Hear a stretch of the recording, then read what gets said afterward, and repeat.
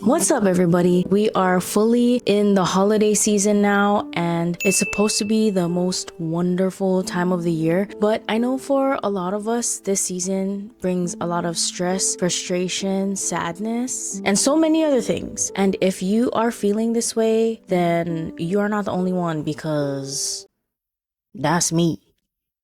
In today's video, I just wanted to talk about simple and practical tips to get through the holiday season blues. Whether you're struggling with anxiety or depression, or you're just missing your loved ones, this video has a lot of things that will help you get through this holiday season. Get us through this holiday season, okay? Grab a cup of tea, get cozy. Let's get right into it. So the first thing that I'm gonna start off with is the foundational stuff. And I know, especially for me, that when people tell me this, it goes in one ear and out the other, and I roll my eyes. But I can honestly say, because of what's been going on these past 2 months in my own reflection time, it works and should not be disregarded, okay? So just stay with me. Take care of your physical health in terms of sleeping, exercising, and eating well. Everyone says this. It's said all the time. Everyone talks about exercising and you get the endorphins and whatever, or when you sleep, you feel better, or when you're eating well, you feel better. And it's like, it's almost kind of like everyone talks about it, so I just want to hate it, and I want it to be wrong, but it's not wrong. Just this past weekend, I did not get a lot of sleep, and I noticed that I am so much grumpier. I'm so easily irritated, even more so. And I had a harder time regulating my thoughts and my emotions because I was just exhausted. I had no energy to do it. Plus, my freaking eye starts twitching, and that makes me even more irritated. It's always my right eye, and it goes on all day. If I'm already having a hard time regulating my emotions when I have good sleep, why am I not sleeping and just making it harder for myself? I don't know. I don't know why I do this to myself. Even with exercising and eating well, like, you don't have to be the buffest person out there or have like the best diet. You're just eating grass like a cow. But going for a 10-minute walk when it's sunny outside helps you get that vitamin D, helps those endorphins be released into your body. Is it endorphins? I don't know. The happy stuff, the happy chemicals being released into your body. All those little things really helps. I watched this one YouTuber, her name is Caroline Winkler, and in one of her most recent videos, she was like saying that most people are all or nothing type of people when it comes to their decisions. So you have to work out for 2 hours, and if not, you're not doing anything. Or you have to be strict on this diet and you can only eat this type of fruit, this type of vegetable, and if you mess up, well, that's it, diet out the window. But then the way that she was describing it is like, when we're all or nothing type of people, we are not gonna choose the all. We're gonna choose the nothing. So why not have a little third option, right? That is to do what you can. Go on that 10-minute walk. Maybe have less rice. Okay, I know, like, as an Asian person, okay, it's really hard to not eat as much rice as I used to, but that has been helping me a lot. Just do the little things, but the foundational tips, if you have to start somewhere, start here. Get enough sleep, get some exercise in, and eat well. Okay, so another tip. It's okay if you do not feel festive. I'm gonna say it again, and I hope you hear me. It is really okay to not feel festive. It's okay to not be okay. I think that it's very important to acknowledge when you're not feeling okay. I think a lot of times we're prone to pushing away our negative emotions, but acknowledging them really helps you come to terms that it's there and helps you to actually process it faster rather than just stuffing it in the bottle, hoping it doesn't manifest somehow, which it will. whether you like it or not. I think there's so many bad connotations with having emotions. If you're an emotional person like I am, you've had people around you when you were growing up saying like, oh my God, why are you so emotional? Oh my God, why are you so dramatic? Na na na na na. And then you learn to just keep it all in, which is just so unhealthy. And like, they weaponize being emotional, but it doesn't make you bad. It just makes you a fucking human being. You are a human being. I am a human being. I hope I am. Sometimes I feel like an alien, but you know, that's besides the point. Because of how I grew up, I tend to bottle up my emotions. And it's really bad because even though you think like I can handle this, like I'm okay, just don't say anything. Every time you bottle something up, it's almost like it's filling a jar and it's gonna explode. It's already leaking out. Like you put one thing in the jar and the emotions are spilling out. Or something else irritates you. You try to put it in the jar and it just keeps spilling out until the jar will explode. You're gonna explode because we're not meant to just hold these things inside of ourselves. And it's kind of crazy because like we've all gone through some crazy shit in our life. Are we expected to just act normal? Like, oh my God, my pet died. I guess I can't be depressed around my friends because I'm gonna be irritating. Like, what? That makes no sense. Like, you can be sad. You can be angry. You can be depressed. It should not be a burden to any of your loved ones if you're experiencing these emotions because they're supposed to be the ones to help you through it. Am I going off on a tangent? I might be. Yeah, I tend to bottle up my emotions. I'm still reeling from that. I'm still learning to heal from that. And there's a lot of reasons why we learn to bottle things up like this. Maybe, yeah, people around you have told you that, you know, you're so dramatic or, you know, you feel like you're a burden on other people or you've tried to express your feelings before and you felt like no one heard you. But I think at least now acknowledging your feelings to yourself first will help immensely. It'll help you accept that this is where you're at right now, that you feel angry, you feel sad, you feel anxious. This is truly where I'm at. Now what can I do with it? You won't have to waste more of your energy trying to fake it or fight it. And you can put your energy into doing something way more proactive, like journaling, meditating, or talking to your loved ones around you. Which brings me to my next point. Don't be afraid to reach out for support. You have to surround yourself with people who make you feel understood, make you feel loved, make you feel wanted, make you feel heard. If you're like me, you're not even in the same state as, you know, your immediate family or a lot of your friends, then don't be afraid to reach out to them through text. You can FaceTime them, you can send video messages. Me and one of my best friends, we send audio messages. Don't be afraid to utilize all the resources out there because with technology nowadays, it's almost like you can't get away from anybody. If you have some time right now, pause this video and make a list of 1 to 3 people that you trust where once you're feeling bad, you can just text them, call them, send them a message right away. The point of this is so that when you're already feeling down in this season, you don't have to use extra brain power to think like, man, like, who am I gonna call? Like, who am I gonna reach out to? And then you feel like you're already down on energy and you end up just sitting in it. Have this list handy. I would put it in my notes on my phone because I have my phone 24/7. Or if you want to put it on a sticky note and have it on your desk at home, put it in your wallet. But when you have this list handy, it just makes it easier for you. So when you're feeling down, you got it. You ain't even got a thing. You can just bam, pop out your phone and just cry on the spot when they're on the phone. I mean, you can cry to yourself if you're just looking at your phone, but you know, it would be helpful if you had another person on the other line.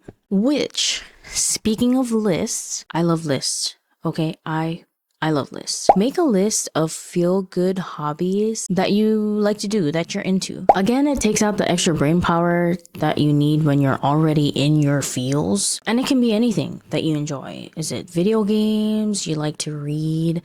You like to watch anime or trashy reality TV shows? Or you like to go hiking or biking? It could be literally anything. And try to be as specific as you can, so it's a lot easier for you to get right into it. For example, I love to play Final Fantasy 14. I like to do chill content like craft or gather or fates and whatnot. It's very low brain power. You can just press a button and you're good. Granted, I like to play Final Fantasy 14 a lot, so I don't know. It's like always been a go-to. Another thing I like to do is read, and I have a lot of manga that I'm reading, a lot of regular young adult books that I'm reading. Right now, I'm reading Throne of Glass by Sarah J. Maas. Is it Moss? Mass? I don't know. Sorry. Don't come for me. And then I also have two manga, which is Smoking Behind the Supermarket with You and Cheeky Brat. So whenever I do feel like extra down, it's easy for me to pick up these things because it's there on my list. I love having physical lists, but if you just have a mental note of what you like, then that's fine too. Yeah, so doing this with any hobby in particular helps you just get right into doing something that you love without wasting any more energy. This next tip is to limit social media. I used to get very annoyed when people would say this because it's like, who cares? Who cares how much I'm on social media? Doesn't fucking matter. You're not on my social media, so who cares? Stop trying to regulate me. But I think that regulating social media, especially with everything that's going on in the world right now, is so freaking healthy. So I wouldn't even do it just for the holiday season. I would do it year round. But do what's right for you, okay? This is just, I know how I am. So the thing is, everything on social media is glitz and glamour. People are posting the highlights of their life. They're not posting just waking up at 8 a.m. looking like Beyonce, flawless. Okay, if anybody woke up looking like they just put makeup on, I need them to tell me how they're doing that because I look like a freaking wreck. It's meant to make a person's life look way better than it actually is. And that might not be as helpful in the holiday season, especially. Even the bad stuff. I feel like social media nowadays is very polarizing because you still have the glitz and the glamour, but then there's all the news outlets that have moved to social media, and then random things on your For You page. You're not even following the person, but now you have to see some negative stuff on there, and then you end up doom scrolling all night before you have to go to bed, and then you can't even sleep because you have anxiety about whatever you've been watching. And can you tell that I have been in this position before? One practical thing that I would try doing is setting an alarm. This would require you to kind of reflect on your schedule, your day-to-day life, and then see, okay, am I doom scrolling right before bed? Am I just wasting my lunch break on social media? Right when I wake up, am I scrolling for 30 minutes and now I'm late to work? I would look at my daily habits and then try to set an alarm. Set a note on your calendar. It sounds kind of crazy, and honestly, you can just turn off your alarm anyway, so it's not like someone else is hounding you. You could just be like, fuck this alarm, and turn it off and go back to social media. But for some people, it might actually catch their attention, and then it'll be in the back of their minds. Like when the alarm pops up, you can name it time to read this book, or time to cook dinner, or time to do the dishes, or whatever. You could name it. I don't know why you would put an alarm for doing the dishes. Nobody wants to do that shit. You can name your alarm something that you are actually looking forward to, so you can be like, oh shit, okay, maybe I should get off my phone and actually go do something. This is just to help regulate yourself and your emotions, because there's gonna be things that trigger you, some bad news that a news outlet is posting, or some, celebrity's perfect night, or something. It'll help you watch what you consume so that you don't take on extra things that you shouldn't have to feel, because now you're on social media for 5 hours after you get off of your 9 to 5, you know? Hopefully that helps. It has helped me before. I haven't been doing it lately because I'm a lot better now at not being on social media, but it's definitely helped me before. So if it helps one person, just comment that it helped you and that I'm not fucking crazy, okay? Okay, another thing that you can do this holiday season is try to create a new tradition for you. Sometimes when you think about old traditions, or maybe you used to do some stuff with your family or your friends and you're kind of sad because you can't do it anymore, it might be helpful to just start one for yourself. When I was growing up, we used to have these really sick Christmas Eve parties. Filipino families, you know, we always go all out. We always invite all the family members. On Christmas Eve, they would come over and we'd have a late dinner, and then all of us would struggle to stay up until midnight. But when midnight hit, everybody started opening presents and we'd be up until like 5 a.m. I miss those days. Those were some of my best memories doing that. And so last year, it was our first time in an apartment of our own. I did that. Another tradition that one of my sisters would do is to have prime rib every holiday. She started doing it when we were a little older. She would get prime rib from Costco, and that shit was good as fuck. And I was like, you know what? I'm gonna do that too. So last year we got some prime rib. I made dinner. We ate at like 9 p.m. and at midnight we opened presents. It was really cute, and it was just really heartwarming that the old memories doesn't have to just be memories. Yes, they're there, and I won't ever get that specific day or that specific Christmas back, but it doesn't mean that I can't try to continue and make each Christmas or each holiday season even better than the last. So I started that tradition for ourselves, so I'm gonna keep doing that this holiday season. Maybe there's something that you want to do. Ice skating every year. You can go to a specific lights show every year. Maybe there's like a drive-through Christmas lights thing. I don't know. There's a lot of things that you can do. It doesn't even have to be like seasonally. It can be, okay, I'm gonna go on this hiking trail on this day every December because it makes me happy. Bam. Tradition. It just helps give you something to look forward to instead of just kind of being hurt from past traditions or longing for past traditions. Okay, another tip, and a super huge one, is to try not to overcommit yourself. It's so important to remember that it's okay to say no. You can say no to those invitations that you really don't feel like going to. You don't have to say yes. If you don't want to go to that coworker dinner, don't go. If you don't want to go to that Christmas party or that hangout, don't go. I think that if it feels more like an obligation to you rather than you are gonna go spend time with loved ones or do something that you like, if it's not gonna help you refresh yourself or recharge, then why do it? A lot of us, aka me, will say yes just because we feel guilty or we feel like they're gonna hate us or whatever.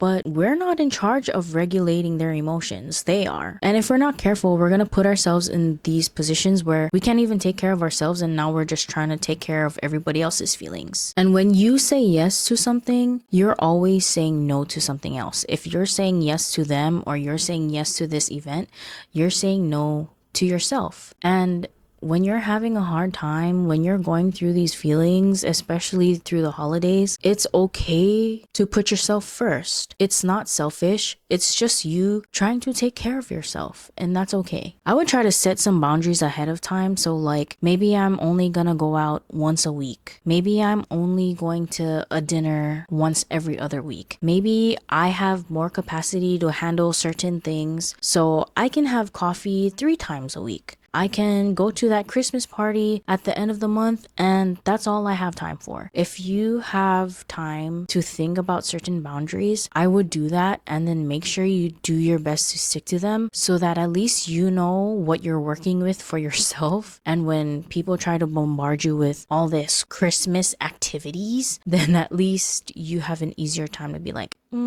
yeah, no, I can't really handle that, and just politely decline.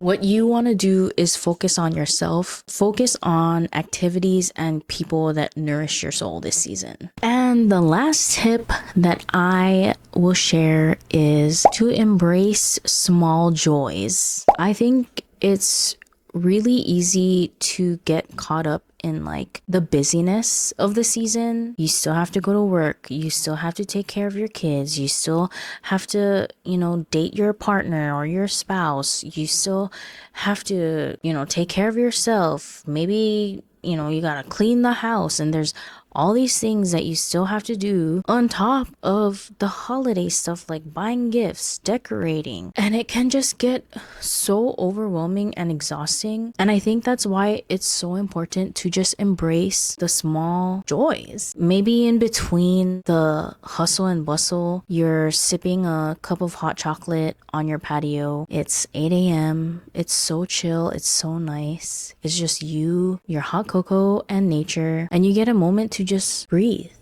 Embrace that. Embrace that. Maybe when you're cleaning, there's a song that got you bumping. Embrace that. When you're decorating, it's so much easier for you to just decorate yourself, but your kid runs up to you and asks you if they can help. Dude, that's okay. First of all, that's so fucking cute. Like, I get that I don't have kids right now, but just thinking about that kind of makes me die in a good way.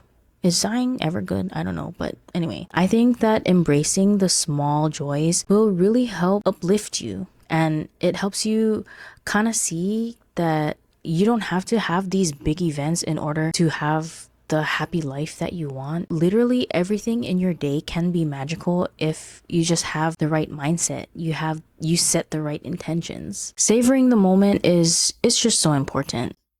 It's so important. I always look forward to the holidays because growing up, that was probably one of the happier times in my life with my family. So I always look forward to it. But I know that when, the season comes around, it's colder, it gets darker faster.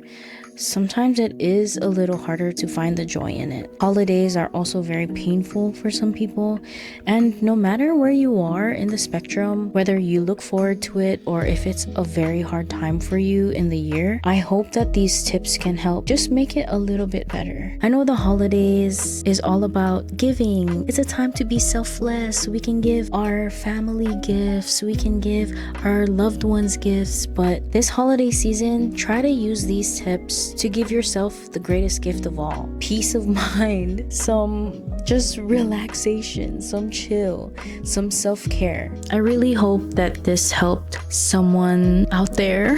If you have any other tips, please comment down below. I know myself and everyone else that comes across this video would love more helpful tips to stay sane. I just hope that you choose to take care of yourself this season and that you have a great one, that you have the greatest one yet. You are amazing. Keep it up. We're gonna get through this together. If you guys are planning to stick around the channel, I do have a vlog from our Japan trip. Maybe you can throw that on in the background with some great self-care activities, and hopefully I'll catch you guys in the next one. Thanks. Bye.